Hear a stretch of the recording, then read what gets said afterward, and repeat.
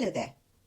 Welcome to a new episode of Fettling Flames. Whether you're new here or you're a returning subscriber, you're very much welcome. My name is Precious, and on this channel I host Fettling Flames, a talk show where I kindle subtle fires that mend you to wholeness.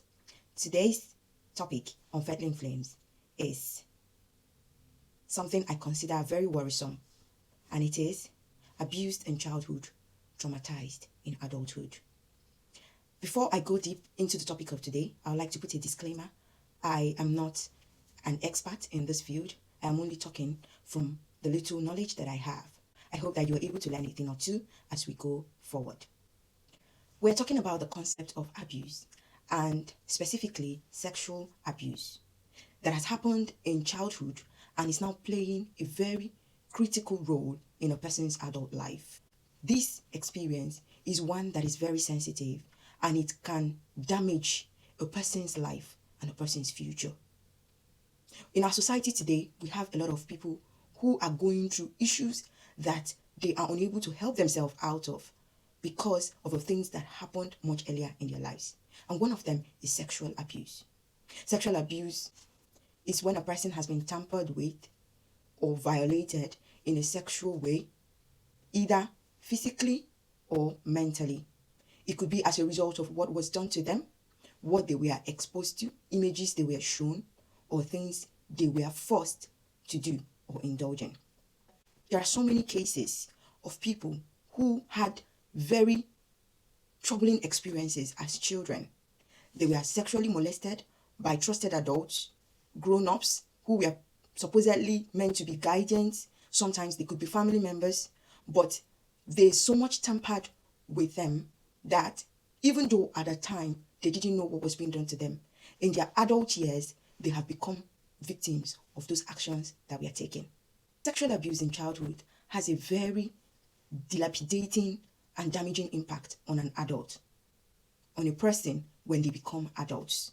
They could range from issues relating to mental health, to their physical health, to their psychology, the way that they think and reason, to the way that they view others, and even to their worldview or understanding of the concept of sexuality. Research shows that 1 in every 4 girls would have had an experience of sexual abuse before they are 18, and 1 in every 13 boys would have had that same experience. But the truth is that this research is not very reliable because many times these cases are underreported. The issue of sexual abuse is such that many people are not able to come out to talk about what happened to them and the impact it has had on them. And that's because of a lot of issues. There is the issue of guilt, there is the issue of shame, perception, how they would be seen after they had said what has happened, and what would happen to them, how others will view them after they have told their story.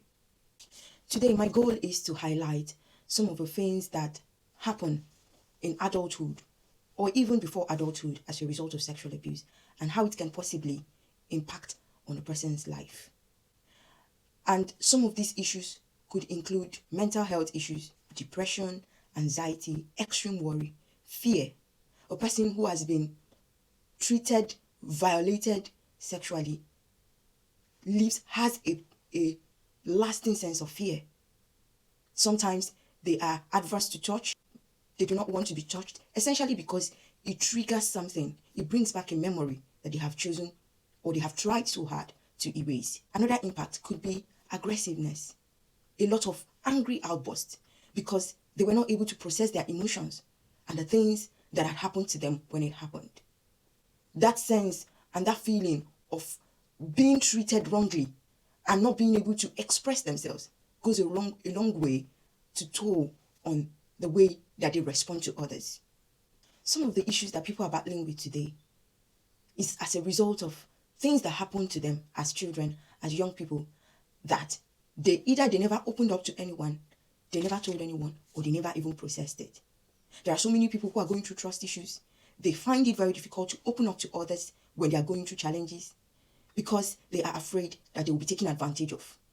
There are some others who such activity impacted so negatively that they cannot stop themselves from engaging in high-risk behaviors. You talk about drinking, you talk about alcohol, drug use, substance use. For some others, it opened the door to promiscuity. and over dependency on the other gender, sometimes on people generally. Take, for instance, a lady who had gone through sexual abuse over and over again as a child may think that it is okay to be overly dependent on a man.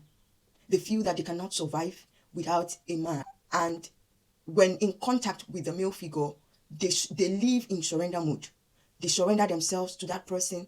They are unable to regulate their emotions and manage how they act around the same or even opposite sex.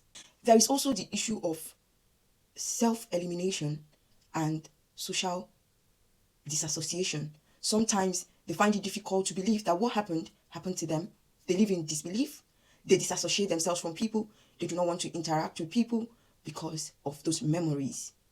And remember, like I said earlier, sexual abuse is not only what happened physically. It could have been what happened mentally. It could have been if a person was shown a pornographic image or picture or video or scene. They saw something that they were not supposed to see as children. It can have an adverse impact on their minds and on their future. Sexual abuse can affect a person's self-esteem, a person's dignity, and a person's sense of worth. Sometimes they feel like objects. They feel that they are not useful. They feel that they are of no value.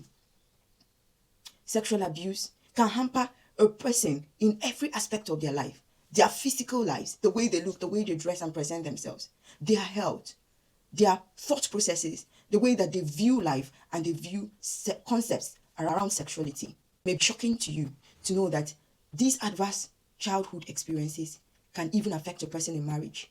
Sometimes you hear stories of people who are in marriage, but they find it difficult to relate sexually with their spouses. It could be that something happened in their childhood that is truncating their present life. The whole essence of talking about it is to bring you to a place where you can think back, process the things that you're going through, some of the experiences and challenges that you're having as a person that does not allow you to flow. It could be that something has happened in your childhood that has affected you in adulthood. Sexual abuse is like a boomerang. If you don't treat it, it will come back and deal with you. I empathize with anyone who has gone through such an odious situation. And my encouragement to you is, if this is something that you have not healed from, you have not recovered from, you need help. You need help and you need to seek it fast. Your survival, your progress in life, your concentration in the things that you do, whether schooling or working, whatever it is dependent on how healed and how whole you are. Please take care of your health. Please take care of your mental health. If you need to seek help professionally, do so. If you need therapy, do so. If you need to sit down with yourself and make notes of the things that has happened to you and process them, and also seek God's help and healing, He will surely make you whole. Thank you for paying attention today. And I hope that after this, you will be a healed person and a wholesome person going forward. Take care and see you next time.